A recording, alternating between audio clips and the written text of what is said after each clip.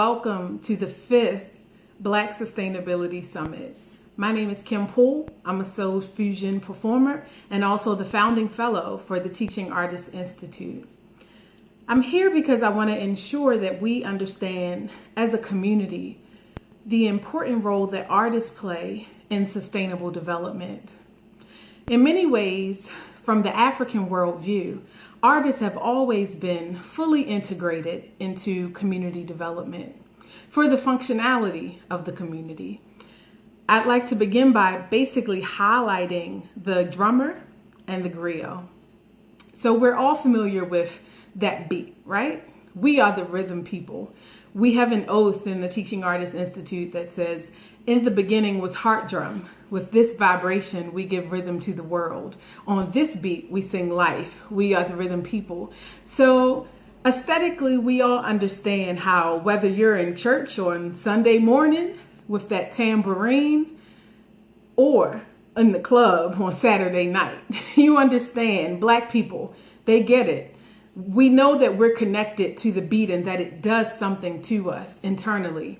But in the African worldview, in the village setting, the drummer had a very practical role. The drummer was a communication system.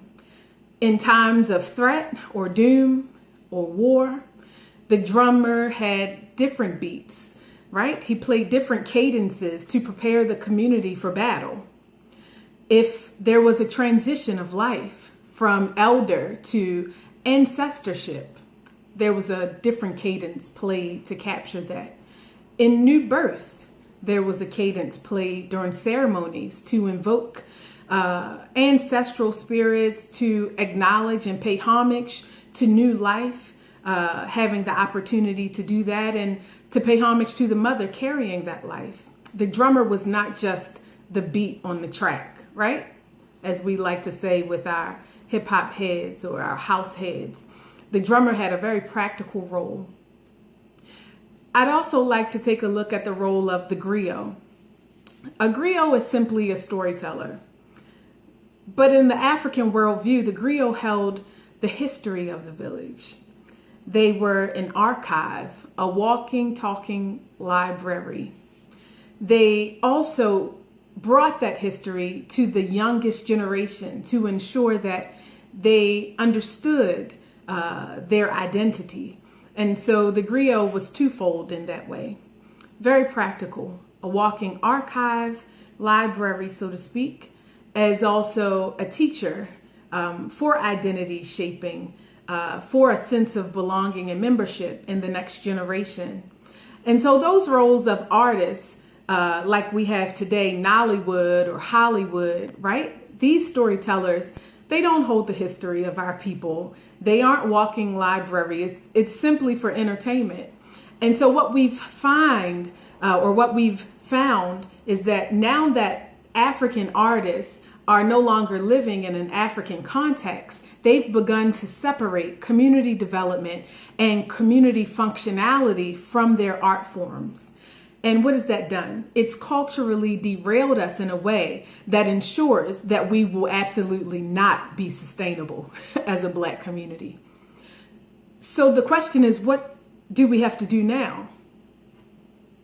Let's deny that. Now it's time for us to realign our African worldview with sustainability. And how do we do that? The first is by activating the art of possibility, by realizing that art is not, like it's seen in the European context, a museum separated from the community, somehow on a hill, something that happens at the hands of experts. Art is everybody. All of us are artists. You are an artist. The moment that you decide to create, the moment that you allow the energy to encourage you to want to share that creation, you're now an artist and you're a part of the artist class. Welcome. Artist is not singing just for the soloist amongst us. In the African worldview, especially in South Africa, you find beautiful songs that join in. You find the Negro spirituals in the Black experience. That was a group effort. We whistle while we work. We sing. We do it together. It doesn't matter your skill level or expertise. Singing is for everybody. Resynthesizing the African worldview into every facet of what we do will help us to learn how to reintegrate artistry into our sustainable development practices. So I was saying that the museum in the European worldview, it's separated from the community. Art is for an elite class of specialists. Art is a thing that we do for fun, that we go to, that's separated from us. And this is why. Because art in the European worldview is based on the statue, the thinker, right? He goes like this. Do you remember him? Well, it's based on the concept of I think, therefore I am. And this is a very individualistic theory, pedagogy, school of thought that's very foreign to the African worldview, because our knowledge base, our indigenous knowledge, is based on a very simple concept from the Zulu people called Ubuntu.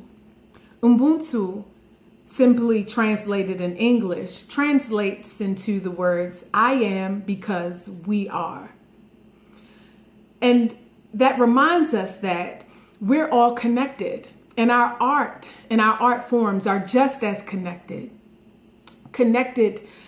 in ways that help us understand the relativity and the synergy of our practice and our theories. The individual thinks as an individual for him or herself, but the African-centered artist, they think about their art as it applies to the community's trajectory. So there's no such thing as artistic expression outside of the community's development. So how do we get back to that in a practical way? I don't want to talk about theories that don't give us an opportunity to explore best practices. What I love most about the Black Sustainability Conference is that it provides a template.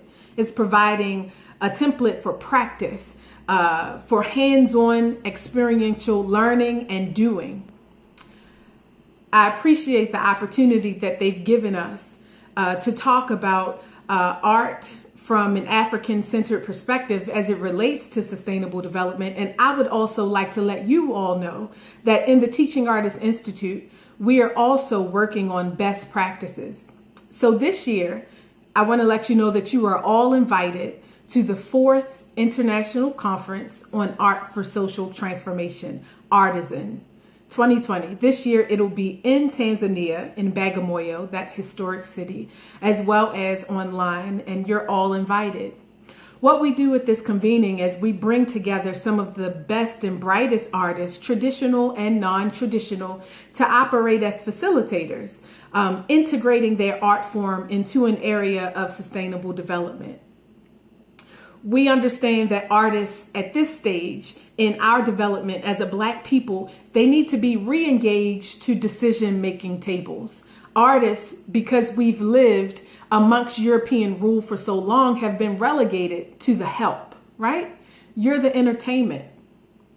You are the hired help for the aesthetic. You make our walls look better. You make our esteems higher because we know that you're here and we enjoy that. But we want artists to teach other sectors how to be just as creative. Artists, when activating the art of possibility, they teach every sector in society how to think like artists. From the African worldview, the artists, they're not one sector of development. You have history and science and math, and these are subject matters, but artists teach us how to think. Artists define reality. They are how we move, not just what we do. And so it's important that we hold spaces where artists are re-invited to decision-making tables to help facilitate. Artists are also, in the African worldview, they are civic engagers. They're the blowhorn, right? The bullhorn. They invite the people. They bring the rhythm people in, those drums, those singers, those dancers. they naturally have a gravitational pull on the masses. And so they use and leverage that attraction, that connectivity, that rhythm, that vibration to engage people that traditionally wouldn't be interested in sustainable development. And so we have to learn how to use artists in that capacity once again for Black sustainability to have far reach. We can no longer afford to have the, what we call it in the artist worldview, the dead poet society. Art is alive in the African worldview. And we want to make sure that we keep it that way by engaging our young people. So I say all that to say that it's important that spaces like this continue to happen. I'm so thankful for the Black Sustainability Summit. This is your 5th year. The Teaching Artists Institute is in support of your mission. We're glad to now be a part of your mission, and we look forward to continuing this partnership year after year. We again invite you to the Artisan Conference this year. Please go to www.tidetours.org. You can also register directly at http://bit.ly/artisan2020 and register to meet some of these artists face to face and learn how they are wielding their creative energy in an effort to sustain our people. My name is Kim Poole, and I look forward to seeing you in November. And please, please appreciate the conveners of this space, because Black sustainability is our future.